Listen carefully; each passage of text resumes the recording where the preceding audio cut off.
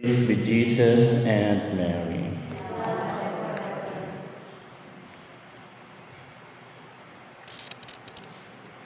I assure you, as often as you did it for one of my least brothers, you did it for me. Brothers and sisters, today we celebrate an important person, especially for the Third Order and for the mean.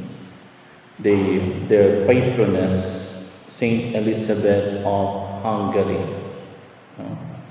And really, Saint Elizabeth tells us that holiness is not is only for priests and religious and bishops. No?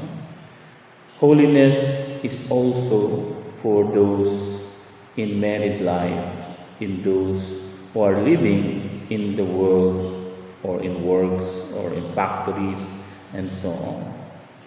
That's why Saint Elizabeth is the model for all Third Order and mean. And her life is really very remarkable and inspiring. If you read her life, really, you can say that this is a daughter and faithful follower of our Seraphic Father, Saint Francis. And what is the secret of Saint Elizabeth of Hungary? Ano bang sikreto ni Saint Elizabeth? I think you can reduce it to three. Tulo. No? It is COP. Hindi yung police. No? COP. C-O-P. What is that? C stands for her charity.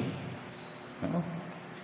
Grabe yun ang kanyang gugma sa Ginoo o sa kanyang isig katao. No? Great is her love, no? That he even sacrificed sometimes herself to contract disease in order to help tabangan yung mga may hirap at lalo na yung mga may sakit. No? Nagpagawa pa siya ng ospital. And there, Jesus confirmed his charity with a miracle. No?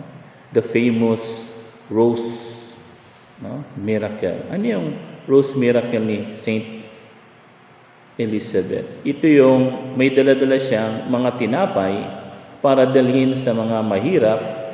At nung i-check na nung kanyang asawa, no, dahil siguro pigilan, no, para anong gagawin mo diyan sa napakaraming tinapay, no?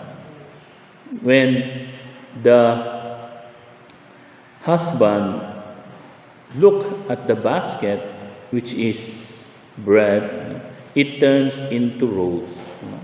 Naging bulaklak yung mga tinapay, no? In order to hide it from those, no, who want to obstacle the stop the charity of Saint Elizabeth.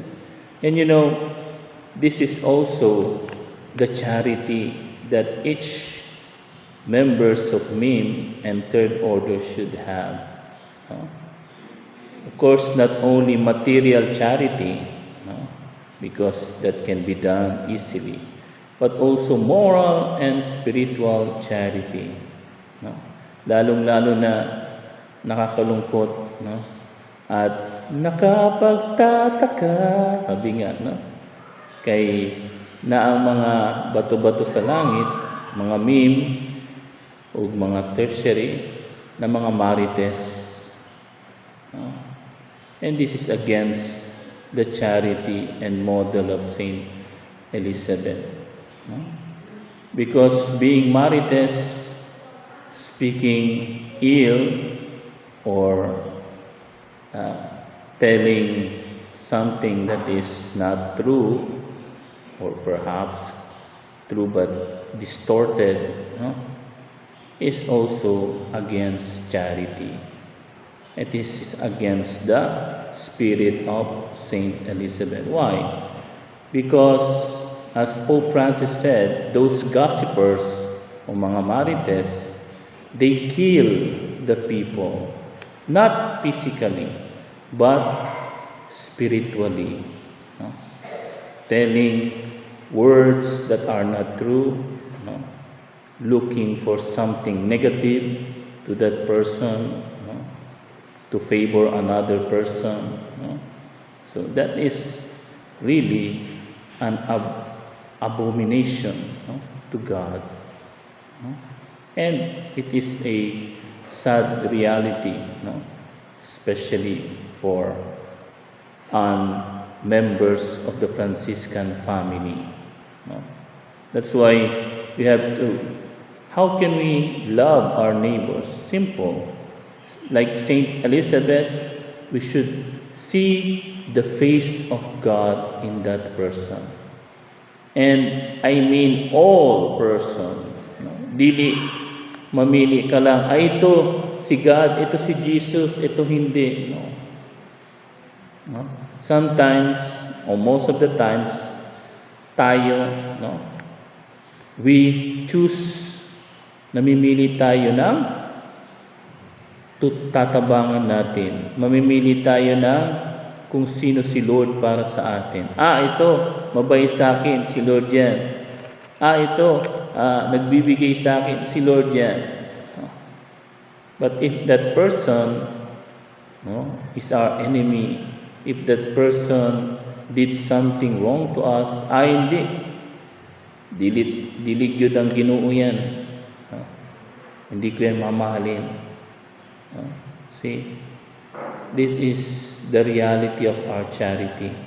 But Saint Elizabeth, he is not like that. She is not like that. She loved all, and she see Jesus in all, just like our Seraphic Father. No? Then what is the O in the spirituality of Saint Elizabeth? O means obedience. No? Dito rin, maraming tatamaan. Sa mga tinamaan, umaray na lang. No? Bato-bato sa langit. Sabi nga, ang tamaan, umaray na lang. No? What is obedience for Saint Elizabeth? Means total trust in those in authority. Sino ba yan si Father? Mas mabuti pa nga si Father kesa dyan. No? Anong inuutos niya? No? Bakit ako mag-attend sa ganyan? Sino ba yan? No?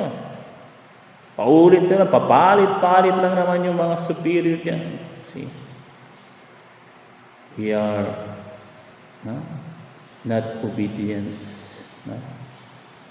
We do not see the authority as if it is the expression of God's love for us. Why, sabi nga nung aming novice master and even our professor in moral theology, bakit nahihirapan tayo mag-obey? No? Alam niyo kung bakit nahihirapan kang sumunod? Kahit sa mga bata, kahit sa mga magulang, no? Bakit mahirap sumunod? Isa lang. No? The difficulty of obeying is connected with the difficulty to love. No? Kapag nahihirapan ka ng sumunod, mag-obey, sabihin, hindi mo na mahal si Lord at yung taong yun. Kasi, no? Sino ba, anyway, may asawa, especially those who are husband and wife, di ba? Di ba may time ang babae na naglilihi, ewan ko lang sa iba, no? Pero may mga naglilihing babae, pag sinabi, Ading, bili mo nga ako ng mangga. Sasabihin ng mister, kagabi-gabi na. Magpapabili ka ba ng, sige ka, anong mangyayari sa anak natin? No? So yung mister, no, dahil mahal niya si Mrs., no, anong gagawin? Kahit hating gabi yan, susundin yung pinapano ng asawa niya. Kasi mahal niya. No? That's why if we have question in obedience, means we have question in our love. No? Connected. No? At marami sa atin, we do not obey and we have difficulty of obeying because we don't love. No? Saint Elizabeth of Hungary, she loves her confessor, her spiritual director. She trusts in him. No? Kapag wala yung trust, yun eh. No? Isa sa mga fruit ng love is trust. No? Kung ikaw, mahal mo ang isang tao, no? You obey because you trust him and he trusts you. No? Pag nawala na yung trust, wala na. No? Unti-unti na rin mawawala yung strength na makapag-obey. No? Pag wala ka ng tiwala sa superior, wala ka ng tiwala dun sa nanay mo, sa tatay mo, no? Sa lolo at lola mo, dun sa mga nakatatanda sa iyo, no? Napakahirap mag-obey. Napakahirap sumunod. Kita niyo yung mga kabataan ngayon. No? Bakit mga makukulit o mga minsan salbahe daw? No? Kasi yung mga bata, no? Lumaki sila na unti-unti, no? Dahil sa technology, no? Mas may tiwala sila sa cellphone, sa TikTok, sa Facebook, kaysa sa kanilang magulang. Aminin. No? Mas maniniwala pa sila kung ano sinabi ng social media kaysa sa sasabihin ni nanay o ni tatay kung minsan. No? See? So, they have difficulty. Kaya pag sinabi ni tatay, anak, ganitong araw, hanggang ganitong oras ka lang, tatay naman eh. No? Napakahigpit nyo naman. Diba? Yeah, well, of course, argue with that. So see, but Saint Elizabeth teaches us how to obey, how to trust in those who God has given us as authority. And thirdly, P. Ano yung P? Hindi pogi. Ano yung P? Penance. Saint Elizabeth is faithful to the spirit of the third order of Saint Francis. And that spirit is penance, sacrifice. No? You know, if your life as a Christian has no sacrifice, it will be easily be gone and be destroyed. No? Kapag ang imong pagtuo walang sakripisyo, no? Tendency is ang demonyo madaling i-manipulate, madaling alisin yung imong pagtuo. Tingnan niyo yung mga tao karon. Just look at your environment. Tingnan nyo lang yung inyong barangay. Tingnan nyo lang inyong pamayanan, ang inyong parishes, parokya. Sino yung mga taong laging nasa simbahan at talagang naglilingkod? Sila yung mga taong nagsasakripisyo. Kahit may trabaho, kahit may pasok sa eskwela, no? Nagsasakripisyo na maka-attend ng misa. No? Pero tingnan mo yung iba na tuwing linggo, buti nga kung tuwing linggo lang magsimba, minsan KBL mo lang makikita sa simbahan. Ano yung KBL? Alam niyo na yan, no? Kasal, binyag, o lubong. Yan, no? May mga Katoliko, membro ng KBL. No? Makikita mo lang kapag kasal, kapag binyag, o lubong. Ay, may isa pang letter B. Ano yun? Buti nga, meron yun eh. Alam niyo kung ano yun? Birthday. Kapag birthday, magsisimba. No? Kapag dili birthday, dili na magsimba. No? See? We lose the spirit of penance. No? Even in the meme, no? Nakakalungkot, no? Di ko na sasabihin kung saan na ang sister, sabi niya, ay ko, oh sis, di ba ano ka, profess ka na? Sabi niya, oh father, at hindi kita nakikita nagsisimba sa atin, doon sa ano. Ay father, ang layo. Ay father, wala akong pamasahe. Sa isip-isip ko, sister, isang beses ka lang naman hinihingi mag-participate, no? Either recollection or Saturday with Mary. No? Nga naman magsakripisyo ka na magkano lang naman. No? Sa isip-isip ko, kung pwede nga lang, ako na magbibigay ng pamasahe sa iyo, no? Para umattend ka. No? Pero kita niya, we lose the spirit of penance. And this, my brothers and sisters, is one of the instrument of the devil today. Alam niyo ba yun? Isa sa mga instrumento ng demonyo ngayon ay alisin sa atin yung penance. No? Gawing madali yung atong kinabuhi. To make our life easy. No? Sabi nga, papendot-pendot lang. No? To make our life easy. No? Ayaw mo nang masaktan, no? Ayaw mong mapahiya, ayaw mong mapagalitan. No? Sige na sister, no? Magbasa ka na lang sa ano. Pwede bang magbasa ka sa misa? Ay, ayoko, maulo ako. Ayoko baka mapagalitan ako. Ay, ayoko baka kung ano sabihin ng iba sa akin pag nag-serve ako sa mass. No? See? That is lack of spirit of penance. No?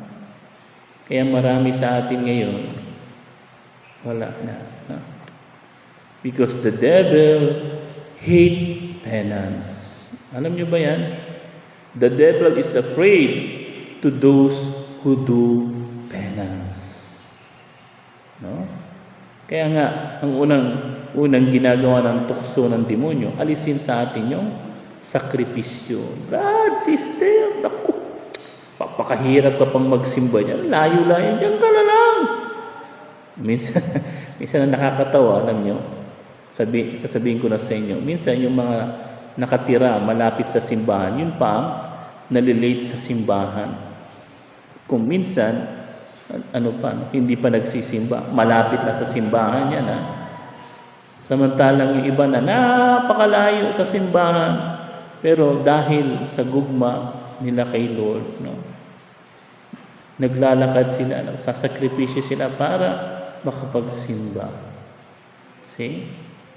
Because that is, no, the true order of penance. And Saint Elizabeth, after the death of her husband, really lived as a penance, as a penitential woman. Alam nyo, napakasakit, Kuya Eddie, na nangyari kay Saint Elizabeth nung namatay yung kanyang asawa. Nabasa niyo yung life niya. Pinalayas siya.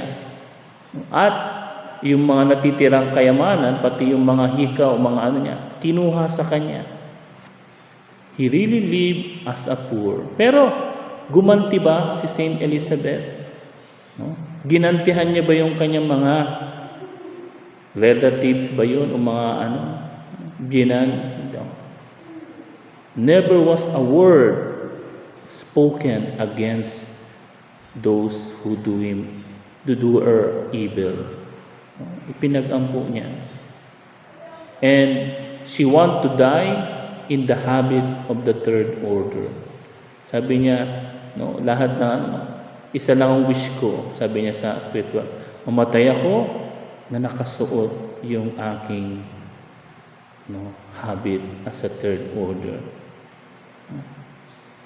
So, kahit wala ng makeup siguro, total lang, hasta naka-habit ako when I die. And that's really one of the beautiful gift of the Franciscan order, and also for me, to die with your habit on. Napakaganda tignan, Marami na ako nakita mga meme, na they were, in the funeral, naka-habit pa rin sila, to show how they live until the end, their profession, their total consecration to the Immaculate. Sana maging inspiration sa atin si Saint Elizabeth, to persevere, to have these three: C, charity; O, obedience; and P, penance. That Saint Elizabeth, the patroness of the third order and the meme, help us to be a model and to guide us to serve God and our neighbor. Praise be Jesus and Mary.